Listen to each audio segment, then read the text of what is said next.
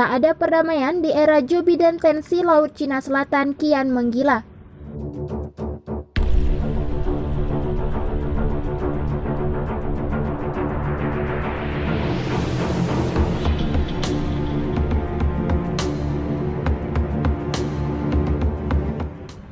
Presiden Amerika Serikat dari Partai Demokrat Joe Biden memenangkan kursi kepresidenan Amerika Serikat. Partai Gelombang Rakyat atau Gelora Indonesia memandang terpilihnya Biden sebagai Presiden Amerika Serikat tetap tidak akan signifikan mengubah kebijakan Amerika Serikat di Indonesia.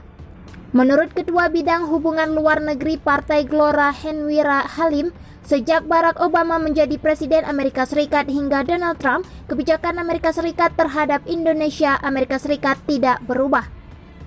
Tetapi impact atau dampaknya pada Indonesia dengan terpilihnya Biden akan membuka lebih banyak ruang untuk negosiasi antara Amerika Serikat dan RRC Cina, di mana Indonesia akan memiliki kesempatan lebih besar untuk berperan penting meredakan ketegangan di kawasan, kata Henwira melalui keterangannya Minggu 8 November 2020.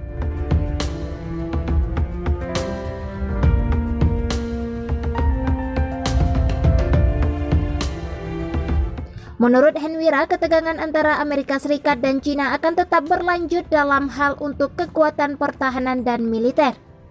Amerika Serikat tetap akan mengelontarkan anggaran besar untuk mengimbangi kekuatan militer Cina. Amerika Serikat selalu memandang harus ada perimbangan terhadap perkembangan militer RRC, terutama aktivitas mereka di kawasan Laut Cina Selatan. Kerjasama pertahanan ini yang harus dimanfaatkan betul Indonesia, katanya.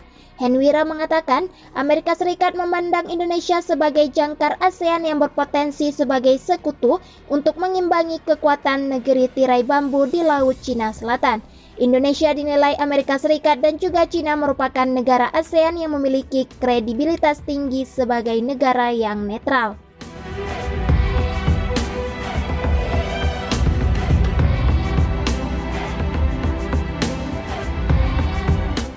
Karena itu, Indonesia bisa berkontribusi meredakan ketegangan antara kedua kekuatan global tersebut, Amerika Serikat dan Cina.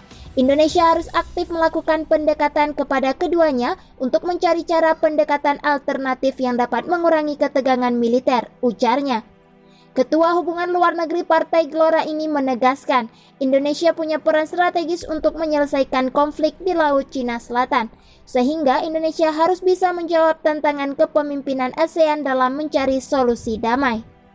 Jadi, Indonesia punya peran strategis untuk lebih aktif berdiplomasi, melakukan engagement atau keterikatan, bukan saja ke ASEAN tapi juga ke RRC untuk mencari cara-cara damai menyelesaikan sengketa wilayah di kawasan Laut Cina Selatan, ujarnya.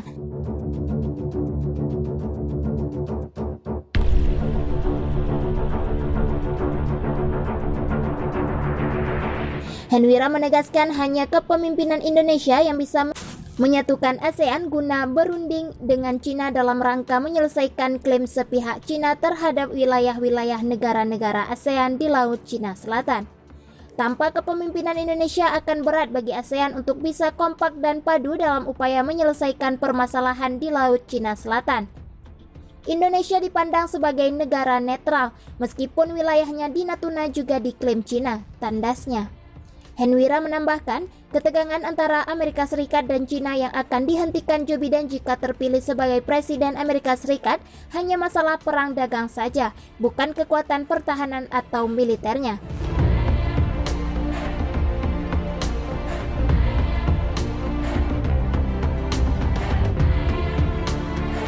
Biden diperkirakan menghentikan perang dagang Amerika Serikat RRC. Mungkin akan menghidupkan kembali prakarsa Fakta Perdagangan Trans-Pacific Partnership yang dicanangkan oleh Barack Obama namun dibatalkan oleh Donald Trump, pungkasnya. Ketegangan di Laut Cina Selatan yang melibatkan Cina dengan Amerika Serikat dan sekutunya sepertinya akan sulit untuk mereda. Bahkan pemerintah Cina kembali cari gara-gara dengan menyebut Amerika Serikat dan sekutunya di barat tak punya nyali.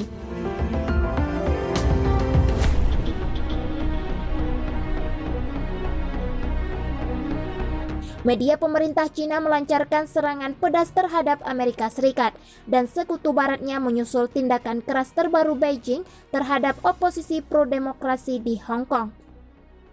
Melansir Express.co.uk, The Global Times, media harian yang dikelola pemerintah Cina, telah menerbitkan editorial yang mengklaim Barat tidak akan berhasil dengan tekanan yang diterapkan pada Cina atas pelanggaran hak asasi manusia. Surat kabar tersebut juga memperingatkan bahwa Barat tidak punya nyali untuk menghadapi Cina. Editorial ini datang sehari sebelum The Global Times memberi selamat kepada Joe Biden atas kemenangannya sebagai Presiden Amerika Serikat dari Donald Trump.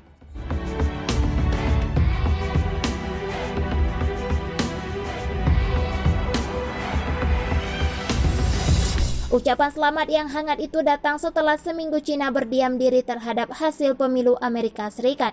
Express.co.uk memberitakan, Cina sepertinya menanti untuk melihat pandangan apa yang akan diambil Biden tentang kebijakan luar negeri Amerika Serikat. Akan tetapi, para ahli yakin dia tidak akan mengubah arah kebijakan sehingga tidak akan mengakhiri ketegangan antara Washington dan Beijing. Presiden terpilih yang akan menggantikan Trump di Gedung Putih pada Januari 2021 mendatang telah berjanji bahwa Amerika Serikat akan membela pelanggaran Cina atas hak asasi manusia, ekspansionisme militer, dan praktik perdagangan yang tidak fair.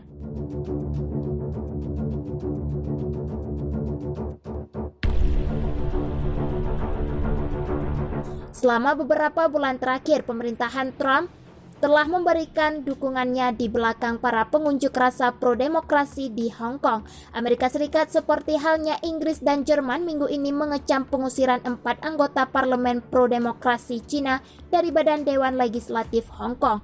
Langkah dari Beijing memicu reaksi marah sehingga memicu pengunduran diri semua menteri pro-demokrasi yang tersisa di parlemen sebagai bentuk aksi protes. Kini The Global Times mengklaim bahwa semua kritik dari Barat sebenarnya tidak ada artinya. Surat kabar itu menulis apakah ada negara Barat yang berpikir bahwa ia memiliki kemampuan untuk menekan Cina agar menyerah. Tidak sama sekali. Pasukan Barat memiliki pertimbangan yang cukup rumit dan egois ketika mereka melangkah di perairan berlumpur soal Hong Kong. Mereka ingin menahan Cina dengan mengacaukan Hong Kong, tetapi mereka tidak mungkin mengorbankan kepentingan mereka sendiri untuk mencari dominasi atas urusan Hong Kong. The Global Times juga menulis mereka tahu bahwa mereka tidak akan berhasil, juga tidak punya nyali untuk melakukan itu. Tidak ada kekuatan eksternal yang dapat menjadi pengungkit untuk membantu oposisi menantang pemerintah pusat secara konstitusional.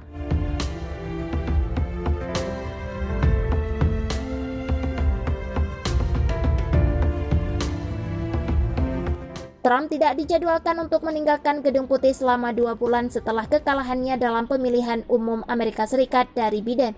Namun selama waktu itu, Presiden Amerika Serikat saat ini masih dapat memperluas tindakan Amerika terhadap Hong Kong. Setelah pemilihan Amerika Serikat, pemerintahan Trump memberlakukan sanksi baru pada mereka yang berasal dari Cina dan Hong Kong yang diyakini terlibat dalam mengikis otonomi terbatas wilayah itu.